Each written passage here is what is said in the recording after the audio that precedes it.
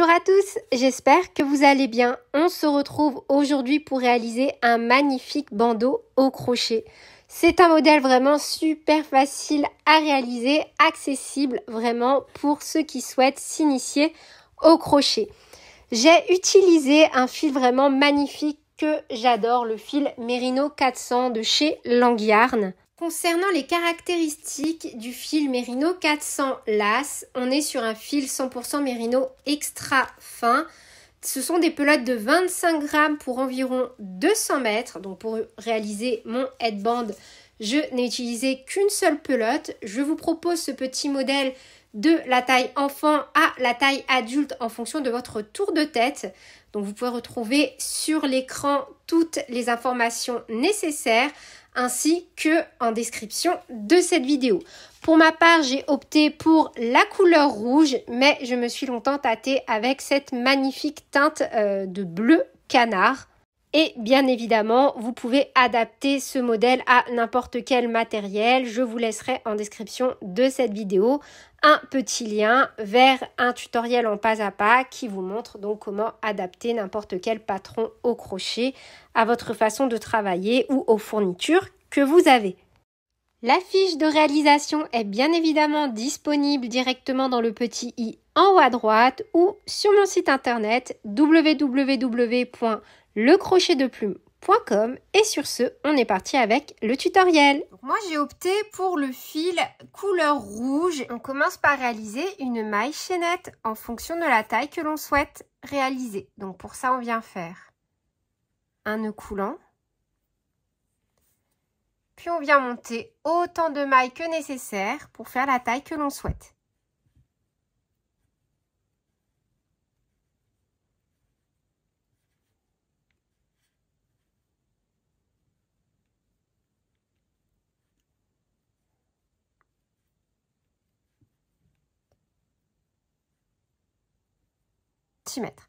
On va maintenant travailler à chaque fois à l'arrière, juste pour ce rang, au niveau de la boucle arrière de la chaînette, comme ceci. Vous voyez, on ne piquera ni dans les brins avant, ni dans les brins arrière, mais à chaque fois vraiment au niveau de la boucle, comme ceci. Hop. Donc à chaque fois, on piquera vraiment au niveau de la boucle arrière, comme ceci, et non dans les brins avant et arrière. En fonctionnant comme ceci, on aura vraiment de très très jolies finitions. Donc, un jeté, on passe la première maille, on pique dans la deuxième à partir du crochet et vraiment au niveau de la boucle à l'arrière. Un jeté, on passe, on a 3 boucles. Un jeté, on passe à travers toutes les boucles. On vient de faire une demi-bride que l'on vient marquer. Je vous recommande fortement, surtout si vous débutez le crochet, de toujours marquer la première maille de chaque nouveau rang. Et on fait tout simplement une demi-bride dans chaque maille et toujours que dans la boucle à l'arrière.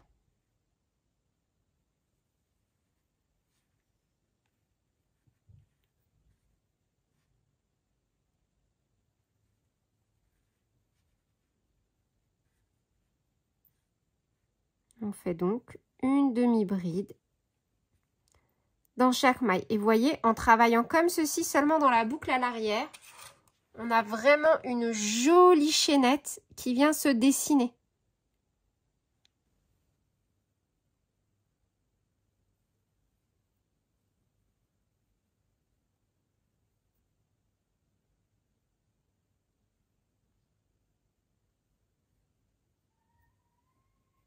Une maille en l'air, on tourne, un jeté, on saute la maille en l'air que l'on vient de réaliser et à partir du rang numéro 2, maintenant, on pique à chaque fois dans les 2 brins de chaque maille du rang précédent. Et on refait tout simplement une demi-bride dans chaque maille du rang précédent. On doit avoir du début jusqu'à la fin le même nombre de mailles.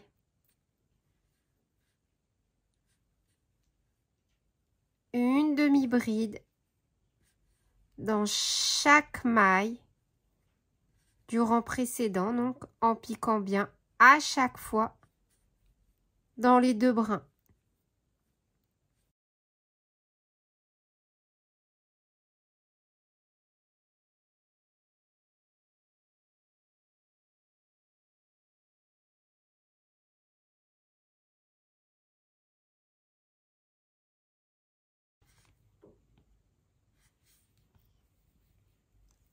Et on termine bien par une demi-bride dans la dernière maille du rang en cours. Vous voyez, c'est super pratique de mettre les petits marqueurs. Comme ça, on est sûr de ne jamais se tromper au niveau de la première et de la dernière maille. Donc, on termine par une demi-bride.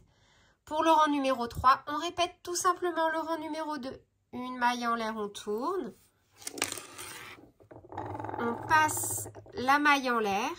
Donc, on fait un jeté, on pique dans la dernière demi-bride réalisée et on refait une demi-bride. On déplace notre petit marqueur. On vient de nouveau marquer la première maille de notre nouveau rang et on repart en piquant toujours dans les deux brins avec le même nombre de demi-brides. On fait une demi-bride dans chaque maille du rang précédent jusqu'à obtenir le nombre de rangs souhaités en fonction donc de la taille réalisée.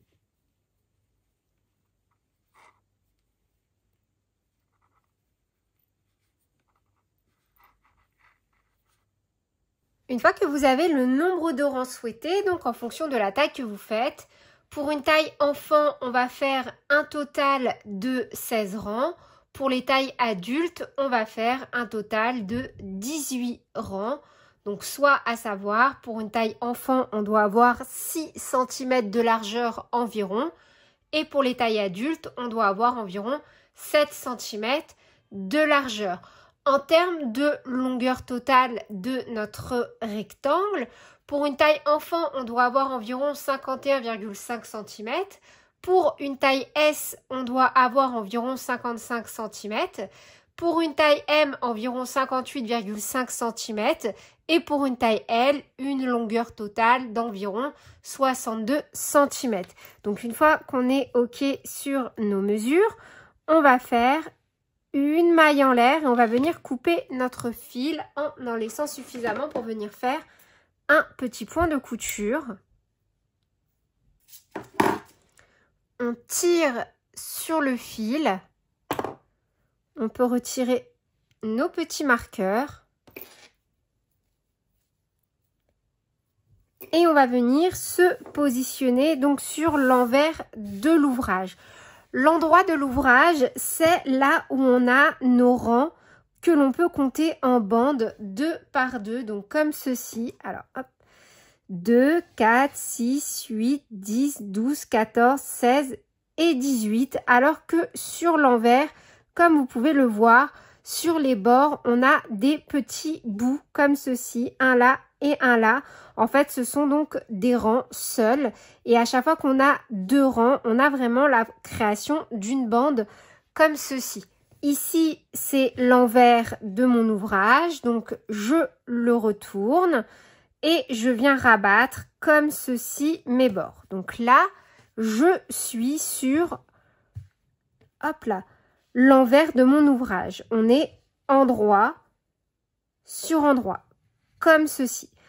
On va maintenant donc venir déjà mettre notre aiguille. Puis on va venir pincer comme ceci. Donc on pince le côté gauche et on pince également le côté droit, comme ceci. Et on va venir tout simplement les encastrer l'un dans l'autre.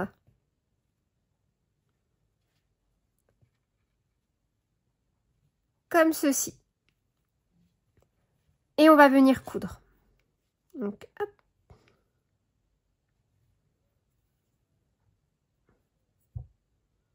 Tout simplement, en faisant bien attention à chaque fois de piquer dans nos 4 parties. 1, 2, 3 et 4.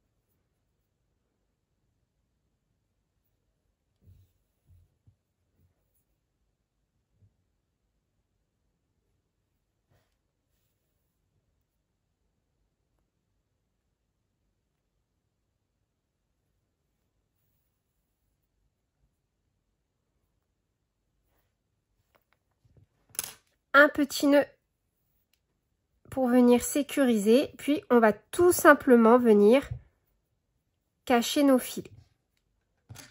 Toujours sur l'envers de l'ouvrage.